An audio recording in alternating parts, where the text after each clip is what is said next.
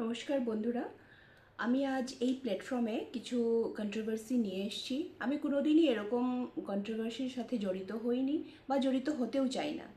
But আমি বিষ্ণুপ্রিয়া মণিপুরী সমাজের বিনীতা সিনহের ব্যাপারে কিছু না বলে আর পারছি না, তাই আমি এই ভিডিওটি নিয়ে আসলাম।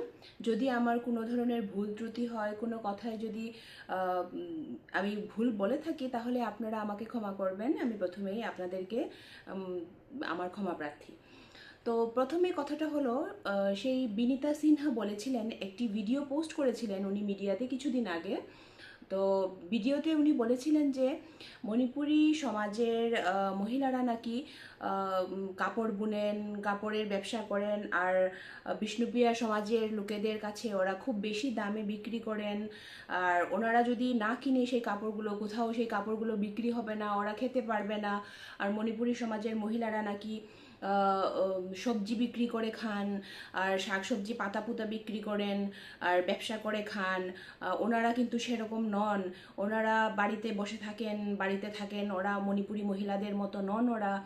আর তারপর ওনারা পুরুষরা ইনকাম করে, তাহলে ওনারা ঘরে বসে খান। এই কথাটা কি শুনতে খুব ভালো লাগেছে? তো আমি বুঝতে পারলাম না, উনি নিজেকে পরিচয় দিলেন যে উনি কৃষ্ণের যদুবংশের বংশধর ওনারা, ও তার জন্যে ওনারা ডিফেন্সের সব জবের মধ্যে ওনাদের বিষ্ণুপ্রিয়া মণিপুরীদের সব পুরুষরা ডিফেন্সের জবের সাথে জড়িত আছেন, সবাই ওরা যুদ্ধ করতে ভালোবাসে, তার জন্য ওরা সেই প্ল্যাটফর্মে জড়িত আছেন। কিন্তু মণিপুরীরা শুধু পুরুষ লোকেরা বসে বসে খান, আর মহিলারা ব্যবসা করে ঘর চালিয়ে যাচ্ছেন। আর এখন থেকে বিষ্ণুপ্রিয়ারা কাপড় চোপড় না কিনলে আর মণিপুরীদের কোনো উপার্জনের রাস্তাই থাকবে না। আজকালকে শিক্ষিত সমাজে একজন শিক্ষিতা মহিলা হয়ে ফেসবুক, হোয়াটসঅ্যাপ ইউজ করে, ইনস্টাগ্রাম, সেগুলো প্ল্যাটফর্ম ইউজ করে এইগুলো কথাবার্তা বলা কি মানায় ওনাকে? এইগুলো কথা বলার আগে কি ওনার একটুখানিও লজ্জাবোধ হয়নি? প্রথমে তো জানার কথা ছিল না যে এই বিষ্ণুপ্রিয়া মণিপুরীটি অরিজিন কোথা থেকে এসছে, কখন ওরা জন্ম নিয়েছে, এই সোসাইটিটি, এই জনজাতিটি, এই জনগোষ্ঠীটি কখন জন্ম নিয়েছে, কোথায় জন্ম নিয়েছে, তা তো জানার প্রয়োজন ছিল প্রথমে। ঠিক আছে, ওনারা প্রাউডলি বলছেন আমরা মণিপুর থেকে এসছি, আমরা মণিপুরী, অথচ ওদের নামের সাথেও জড়িত আছে বিষ্ণুপ্রিয়া মণিপুরী। কেউ মানা করতে পারবে না ওরা মণিপুরী, ঠিক আছে। কিন্তু মণিপুরী শব্দটা ওরা পেল কোথা থেকে? যখন 19 সেঞ্চুরিতে লকতাকের আশেপাশের এলাকা এবং বিষ্ণুপুর এলাকায় ওরা যখন বেঙ্গলি কমিউনিটির লোকেরা, যখন, আপনারা বেঙ্গলিরা কিছু ভাববেন না, কিন্তু যেটা সত্যি আমি সেটাই বলছি, বেঙ্গলি কমিউনিটির লোকেরা যখন ওইখানে বসবাস করেছিল, তখন সেখানকার মণিপুরী মহিলাদের সাথে পুরুষরা মহিলাকে বিয়ে করে, মহিলারা পুরুষকে বিয়ে করে ওখানে একটি সমাজ গড়ে উঠেছিল।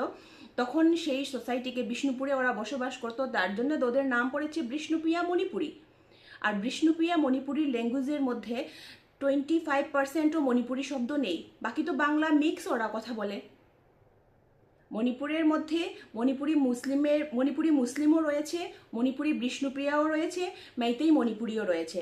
কিন্তু মণিপুরি মুসলিম অ্যান্ড মণিপুরি মাইতেইয়ের মধ্যে ল্যাঙ্গুয়েজ সম্পূর্ণ মিল। আর বিষ্ণুপ্রিয়া মণিপুরের মধ্যে শুধু 20% অ্যান্ড 30%-এর মধ্যে মিক্সড আপ রয়েছে। বেশভূষা, পরিধান, বেশভূষা ওদের সবই সেম আমাদের, আর খাবার মধ্যেও সবই সেম, কিন্তু কথাবার্তা সেম নয়। আর কি ও কি মণিপুরি সোসাইটির ছেলেদের বিষয়ে জানে না? মণিপুরি সোসাইটিতে যদি আপনারা ঘরে ঘরে যদি আপনারা ভেরিফিকেশন করে দেখেন, 70% of Manipuri boys are involve in দেশ সেবা। ওরা ডিফেন্সে কাজ করে থাকেন। ডিফেন্স এতই পছন্দ করে মণিপুরি সমাজের লোকেরা, তাহলে কি আমরাও বলে বেড়াবো যে না আমরা যদুবংশের, আমরা কৃষ্ণের ছোট ভাই, তার জন্য আমরা যুদ্ধ করার জন্যই আমরা আর্মিতে যোগদান দিয়েছি? এগুলো কথা কি মানায় এই সভ্য সমাজে? এই মহিলাটির মাথায় যে কি হয়েছিল এগুলো কথা বলল, পুরো একটি সোসাইটি, পুরো একটি সমাজ, পুরো একটি জাতির মহিলাদেরকে বদনাম করে এত বড় কথা বলে দিল। বিশ্বের মধ্যে শুধু একমাত্র মহিলা বাজার রয়েছে, সেটা হয়েছে মণিপুরে, ইমা কৈথেল বলে, যা বিভিন্ন প্রান্ত থেকে, পৃথিবীর বিভিন্ন প্রান্ত থেকে লোকেরা এসে ভিজিট করে যান, দেখে যান, এবং সেটা একটা এক্সাম্পল হিসেবে সেট করা আছে। তার মধ্যে নুপিলান কোথায় হয়েছিল? মণিপুরে হয়েছিল। সর্বপ্রথম মহিলারা যুদ্ধে নেমেছিলেন কোথায়? মণিপুরে। সেটা কেউ জানে না। আর এত বড় মণিপুরীদের, এত সাহসী মহিলাদেরকে এইভাবে কথা বললো। এই কিছুদিন আগে 10,000 টাকার চেক বন্টন হয়েছে মুখ্যমন্ত্রী হিমন্ত বিশ্ব শর্মার মাধ্যমে। মহিলা উদ্যমিতার 10,000 টাকা কিসের জন্য দেওয়া হয়েছে? মহিলাদেরকে আত্মনির্ভর করার জন্য।